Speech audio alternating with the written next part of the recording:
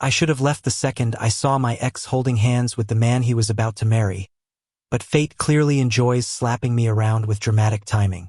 And maybe I deserved that slap, because I walked straight into the most humiliating moment of my life wearing the wrong suit, the wrong smile, and apparently the wrong heart. The wedding was in upstate New York, at a vineyard straight out of a lifestyle magazine. Rows of grapevines rippled beneath the late afternoon sun. Long tables draped in linen waited under string lights, and violins played something too delicate for my bruised ego. My ex, Daniel, always had taste so annoyingly flawless it bordered on pretentious. I told myself I was only here because Daniel insisted. You were important to me once, Evan. I want you there. Translation: I want to prove I'm happier with someone else now. I should have said no, but guilt has teeth, and Daniel knew exactly how to sink them in. So I stood at the edge of the crowd, holding a glass of champagne I didn't want, ignoring the curious glances from people who definitely remembered the breakup scandal 2 years ago. I could practically hear the whispers. Is that Evan? The Evan? Wow. He actually came. Bold. Pathetic, actually. And then, just as my chest tightened with the familiar ache I thought I'd buried months ago, I felt someone step beside me. Someone tall enough to cast a shadow across my shoes. You look like you're considering a dramatic exit, a voice said, low and warm. Mind if I watch? Could be entertaining. I turned, and everything inside me paused. The stranger was handsome in a way that didn't feel real, not in this vineyard full of curated elegance. Sandy blonde hair that curled just slightly when the wind pushed through it. Green eyes that looked amused, like he collected people's awkward moments for fun. A jaw dusted with stubble sharp enough to be illegal, and shoulders that could probably carry my emotional baggage without breaking a sweat. Is it that obvious? I asked. He grinned. Not a polite smile, not a wedding smile, but a grin that lit up a piece of the world I thought had dimmed forever. Oh, extremely, he said. If it helps, you're doing better than the woman who cried into the canopy tray earlier. I snorted before I could stop myself. That does help, actually. I'm Luca. He held out a hand. I hesitated only a second before taking it. His grip was warm, steady, grounding. Evan. His brow lifted slightly. Ah, the Evan. I groaned. Not you too. He chuckled. Relax. No judgment. I just overheard some spectacularly bad gossip on my way in. Great, I muttered. My legacy. But Luca didn't look at me like I was a tragic headline. If anything, he looked at me like the gossip made me more interesting. So, he continued, are you here to support your ex, or to haunt the festivities with emotional turmoil? Because honestly, both seem valid. I laughed again, the sound shaky but real. Still deciding. Well, if you end up choosing haunting, I fully support that career path. I didn't know why the stranger's words slid so easily through the cracks I'd sealed shut. Maybe it was timing. Maybe it was loneliness. Maybe it was the way he looked at me like I wasn't pathetic for being here. Why are you here? I asked. He took a sip of his drink, eyes flicking toward the ceremony setup. My cousin's the groom. I froze. The groom, I repeated. He nodded, still casual. Yeah, Noah. The man Daniel was marrying. Of course. The universe wasn't done having fun at my expense. Wow, I said. Small world. Too small, he agreed easily. But don't worry. I'm not here to defend him or interrogate you. Thanks. But I am here to rescue you if things get too weird. The way he said it soft, sure. Sincere hit me harder than it should have. I swallowed the sudden tightness in my throat. Rescue me how? I asked, trying to sound casual. He shrugged. Distraction. Conversation. Fake emergency. Kidnapping. The usual services. I snorted. Kidnapping? He nodded solemnly. I'm very professional. For a moment, I forgot I was standing in the ruins of my past. The violins faded as guests started taking their seats. People drifted toward the ceremony, soft chatter floating through the warm air. You going? Luca asked. I don't know. He studied me quietly, not pushing. Then he extended a hand again, palm up. Walk with me, he said. Something in me said yes before my brain even caught up. We moved away from the crowd, down a gravel path lined with grapevines. The wedding noise softened behind us until it was just the whisper of leaves and our footsteps crunching in unison. You don't have to tell me anything, Luca said. But if you want to, I'm here. I exhaled slowly. Daniel and I were together for 5 years. His eyes softened. That's a long time. Yeah, we broke up 2 years ago, but I don't know. I thought I'd be fine by now. Heartbreak doesn't care about timelines. Something in his voice made me look at him. Experience? I asked. He gave a small, rueful smile. Something like that. We reached a small rise overlooking the vineyard. From here, you could see the ceremony beginning. Guests stood, turning toward the aisle. Luca didn't watch the wedding. He watched me, and he didn't look away. I shifted under his gaze. You're going to miss your cousin's vows. He shook his head. He's fine. He doesn't need me for that. But you're missing it because of me. Yeah, he said softly. I am. My breath caught. There was something dangerously gentle in his expression. Something that felt like being seen. Really seen. You don't even know me, I whispered. His voice dropped. I'd like to. The world narrowed, not in a suffocating way, but in a way that made everything else irrelevant. The ceremony, the guests, the music, it all faded behind the quiet hum of possibility. Luca, I said, I didn't come here looking for anything. He didn't flinch. And yet here we are. The sun dipped lower, brushing gold along his cheekbones. I looked away, overwhelmed. I'm a mess right now. He stepped closer, leaving only a breath of space between us. Good, he murmured. I like people better when they're real. My heart thudded in a way it hadn't in years. I wasn't used to someone choosing my broken edges over my polished surface. He wasn't trying to fix me. He was just there. And that made something in me tremble. I should have left, I said softly. But I stayed. Why? I swallowed. I don't know anymore. We stood in silence for a few seconds, the kind that felt charged rather than awkward. Luca exhaled slowly. Then let me ask you something. What? Do you want to go back there? He nodded toward the ceremony. Or do you want to stay here with me? I looked at him. And for the first time that day, maybe the first time in years, my answer felt clear. I want to stay. His smile wasn't triumphant. It was soft, understanding, warm. Then stay, he said. We sat on the grass, the vineyard stretching out around us as the faint sound of vows drifted on the wind. I caught only a few words: promise, cherish, forever, but none of them hurt the way I expected. Maybe because I wasn't alone. So, Luca said lightly, leaning back on his hands, tell me something good about you. Good, I scoffed. That's vague. Exactly. I want to see what you choose. I thought for a moment. I'm loyal, I said. Sometimes too loyal. He nodded. That came through the moment you showed up to your ex's wedding. I groaned. Don't remind me. He laughed, and it was the kind of laugh that made you want to protect it. Your turn, I said. Tell me something good about you. He looked up at the sky. I'm honest. Sometimes brutally so. I can handle honesty. His gaze flicked to mine. I'm starting to think you can handle more than you give yourself credit for. My chest tightened again, this time not with pain, but with something warm. We talked for nearly an hour. About music. About the strange pressure of being in your 30s and feeling like life is sprinting ahead without asking permission. About second chances and whether people truly grow or just pretend better. Felt easy. Too easy. When the ceremony ended and applause rose through the vineyard, Luca didn't rush to stand. Neither did I. We just looked at each other, suspended in the kind of moment that could tip either toward disaster or something extraordinary. You sure you don't need to go?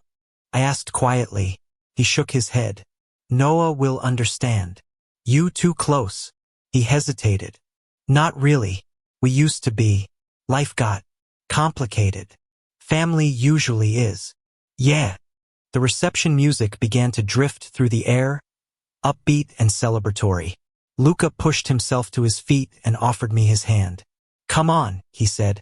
"Let's crash the reception like emotionally damaged champions." I barked a laugh. "That's your pitch. Would you prefer heroic metaphors?" "Maybe later," he grinned. And when I took his hand, something in my chest shifted, subtle but undeniable. Not healed, not fixed, but willing.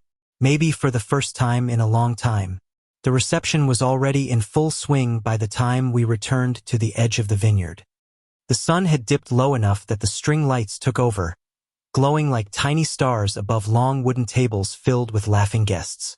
Music pulsed through the warm air, rhythmic enough to make people sway even when they weren't dancing. It was the kind of celebration I normally loved. Tonight, it felt like stepping into a life that had moved on without me. But then Luca brushed his shoulder against mine in a way that could have been accidental, except it wasn't. And suddenly the night didn't feel as heavy. "You ready?" he asked softly. "Not remotely." "Perfect. Neither am I." He walked ahead a few steps, glancing back like he wanted to make sure I would follow. I did. I wasn't sure why, but following him felt easier than thinking. As we approached the reception tables, a cluster of people waved Luca over. He gave them a half smile, the kind that said he'd deal with them later, not now. One of them, a woman in a pale blue dress, leaned forward. "Luca, there you are. Noah was asking if you—" "I'll catch up," he said quickly.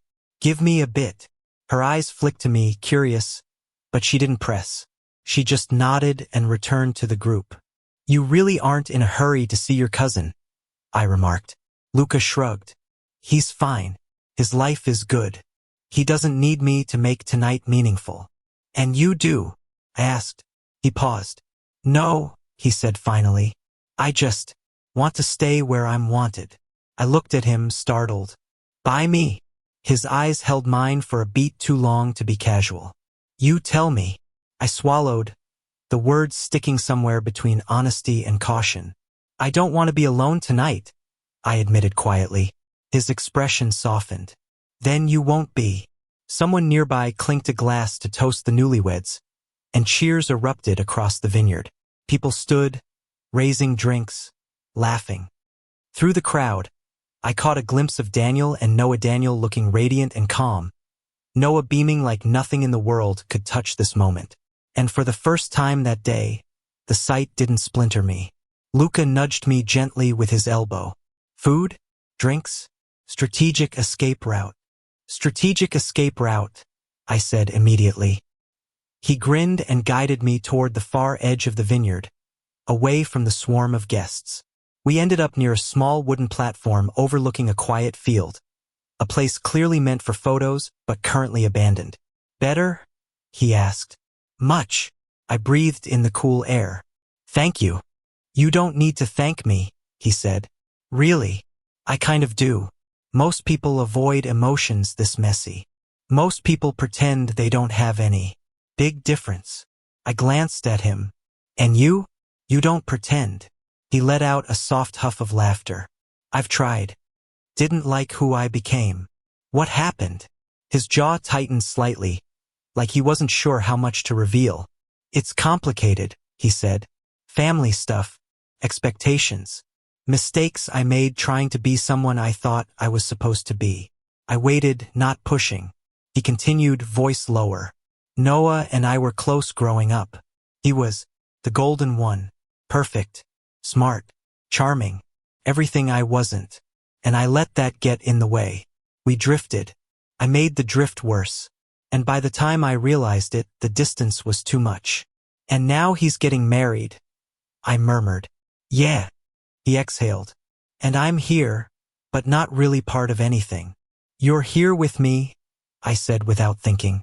He looked at me like those words mattered more than they should have. "I am," he said quietly. A thought nudged at me. Is that weird? Being with the ex of the groom. His head tipped slightly, a small smirk forming. "Do you want it to be weird?" "No," I said honestly. "Then it isn't." The simplicity of that answer settled something inside me. A breeze rustled the vines behind us as the music shifted into a slower, softer melody. the kind couples gravitated toward. I felt it tug at something tender in my chest. Luca followed my gaze toward the reception area. You want to dance? I blinked. Dance? With you? No, he said dryly. With the nearest scarecrow. Of course with me. I flushed. I don't know if that's a good idea. Why? Afraid your ex will see. No, I said quickly. It might look wrong. We're two adults at a wedding, he said gently. Nothing wrong with dancing. But it'll look like you're allowed to feel something again, he finished softly. The words hit me harder than expected. He stepped closer, not touching, but close enough that I could feel his warmth. I'm not asking for anything, Luca murmured. No expectations, no hidden motives, just one dance.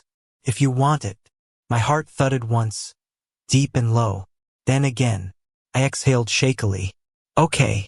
His smile was small but genuine. He held out his hand. I took it, my pulse stuttering at the contact. His fingers wrapped around mine gently, as though he understood I was letting him hold something fragile. We walked back toward the edge of the reception, not close enough to draw attention, but close enough to hear the music clearly. The string lights glowed above us like drifting fireflies. Luca stopped, turned toward me, and placed one hand lightly at my waist. It was tentative, respectful. You all right? He asked. Yeah, I breathed. Just out of practice. He chuckled. Me too. We began to sway, barely moving, just shifting with the rhythm. It wasn't a real dance, but it was enough. It was more than enough. My chest tightened, but not in a confusing, warming way that felt like thawing. For a few moments, neither of us spoke. Then Luca whispered, You don't have to look at them. I didn't ask who he meant. I knew. I kept my eyes on him instead. You have a really grounding presence, I murmured. He huffed softly. Grounding is code for boring. No, I said. Not even close. His gaze dipped to my mouth for the briefest second before returning to my eyes. My breath hitched. He didn't lean in. He didn't push. But the awareness between us sharpened like a held note. Evan, he said slowly. I want to say something, and you can tell me if it crosses a line. Okay. You don't look like a man mourning an ex. Then what do I look like? I whispered. He searched my face with intensity. Someone who's on the edge of something new. Someone who's scared to step forward, but even more afraid to stay where he was. I couldn't breathe for a second. That's a lot to assume. Maybe, he admitted, but it feels true. His thumb brushed my hip lightly before he caught himself and pulled back. Just an inch, but enough for me to feel the absence. I surprised myself by stepping forward to close that inch again. He inhaled sharply. I don't know what I'm doing, I confessed. You don't have to know, he murmured. You just have to feel. I let my forehead rest lightly against his. Something I hadn't done with anyone since before the breakup. His breath hitched.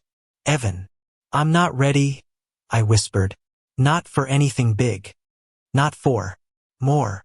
I know, but I don't want to stop this moment. I don't either. We stood like that, swaying under the warm lights, two strangers who shouldn't have connected but did.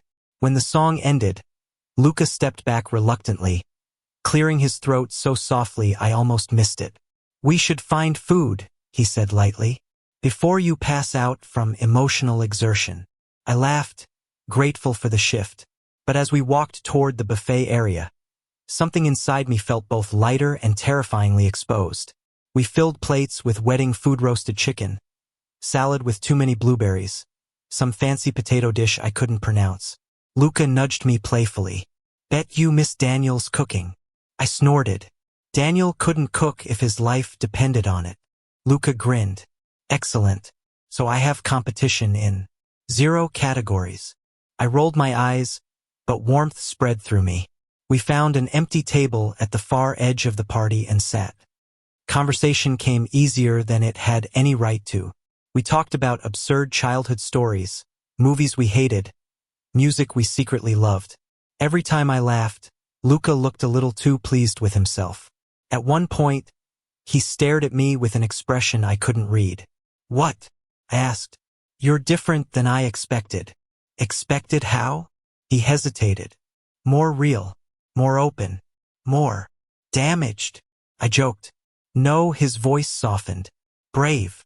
I stilled. Brave. He nodded slowly. Showing up here took guts. Talking to me took guts. Letting yourself feel anything tonight after everything takes guts. I swallowed hard. I don't feel brave. You don't have to feel it for it to be true. I looked down at my plate, trying to steady the sudden ache in my chest. Luca's honesty was too surgical, too precise. Cut through defenses I didn't know were still active. Before I could respond, someone approached our table. I looked up. Daniel. My stomach dropped. He stood with a soft smile, the kind you give a friend from the past, not the love of your life. He looked happy, and older in a good way, settled.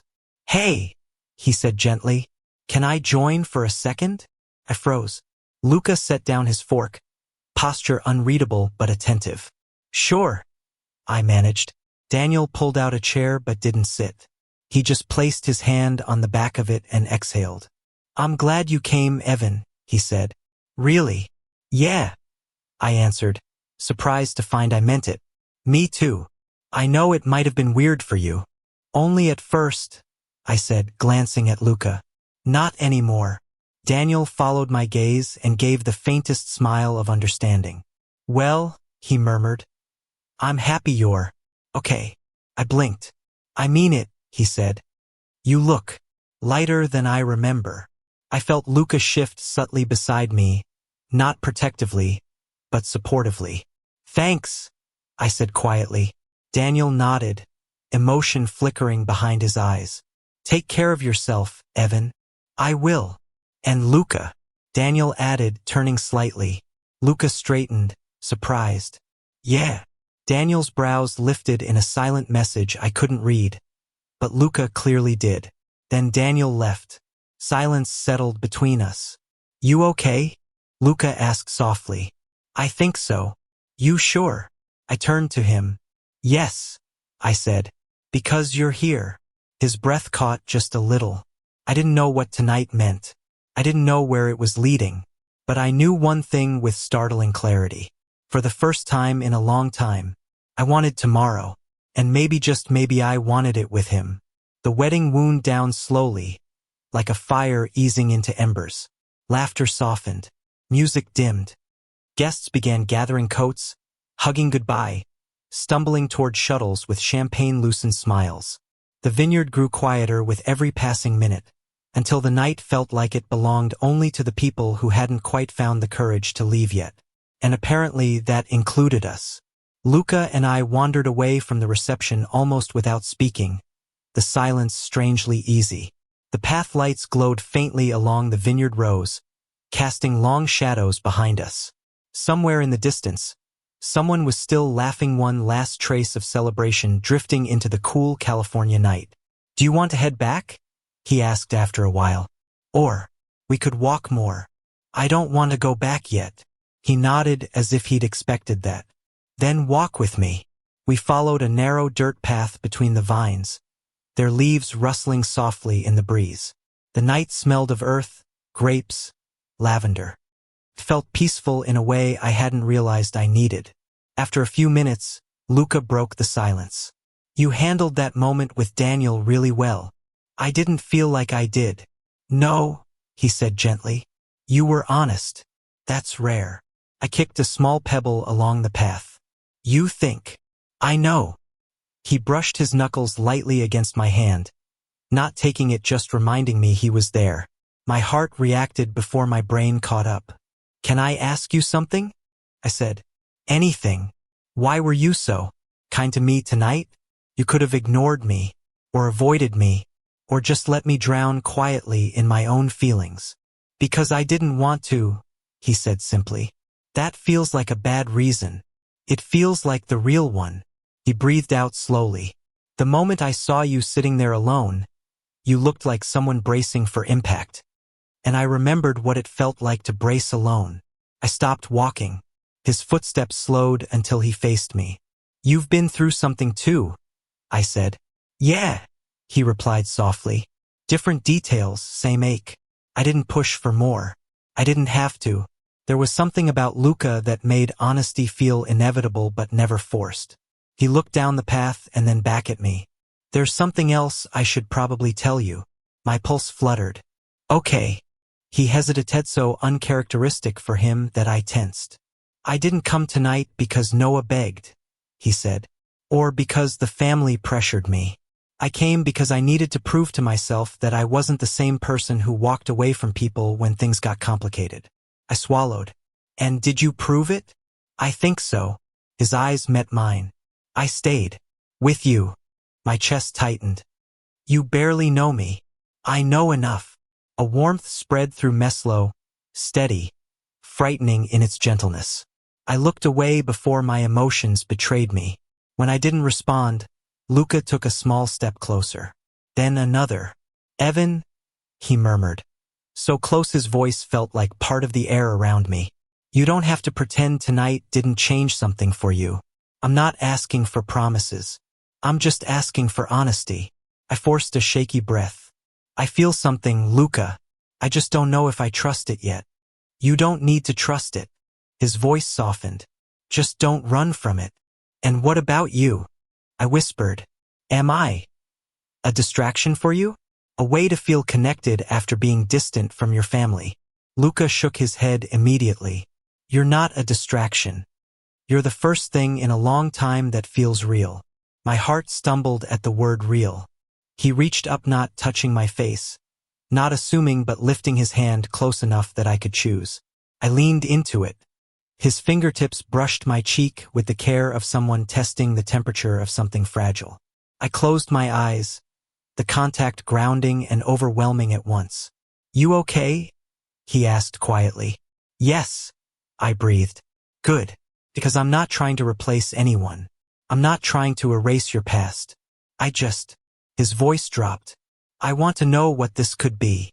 I opened my eyes. He was looking at me like he wasn't afraid of my broken pieces, like he'd seen them all night long and still wanted to stay.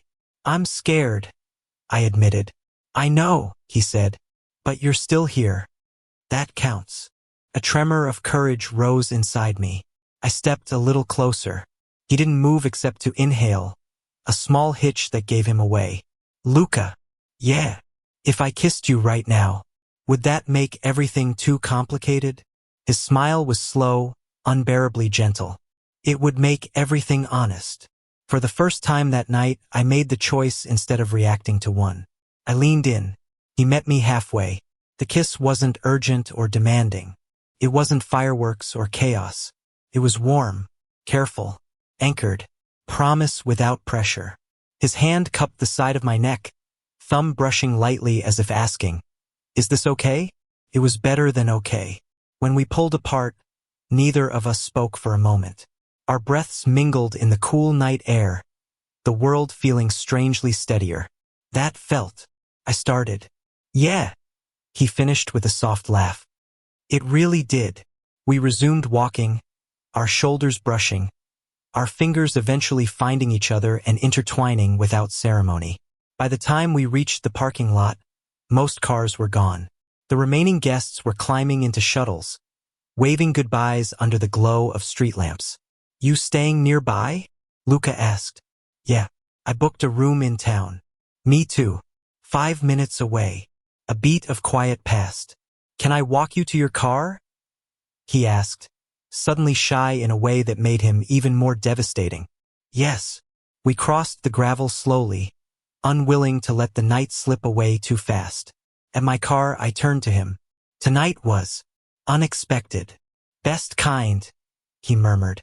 Another moment stretched between us, soft and certain. So, I said, is this where we pretend it was just a wedding moment? No, Luca answered instantly. This is where we don't pretend anything. I exhaled, a weight lifting from somewhere deep. He squeezed my hand once before letting go. Can I see you tomorrow? Yes, I said before I could second guess it. His smile was the kind that reached his eyes. Good. I'll call you. He leaned in and pressed a lingering kiss to my forehead. a gesture so tender it anchored itself into something permanent inside me. When he stepped back, he looked at me like the night wasn't ending, just changing shape. "Good night, Evan." "Good night, Luca." I watched him walk away, each step pulling something inside me forward instead of back. And for the first time in a long time, as I opened my car door and breathed in the quiet night, I realized something simple and startling. Healing didn't always look like leaving the past behind. Sometimes it looked like choosing the person who stood beside you in the wreckage, and daring to believe there could be something beautiful after. Something real. Something beginning. Thank you for listening. If you find it interesting, please like and subscribe to follow the next stories.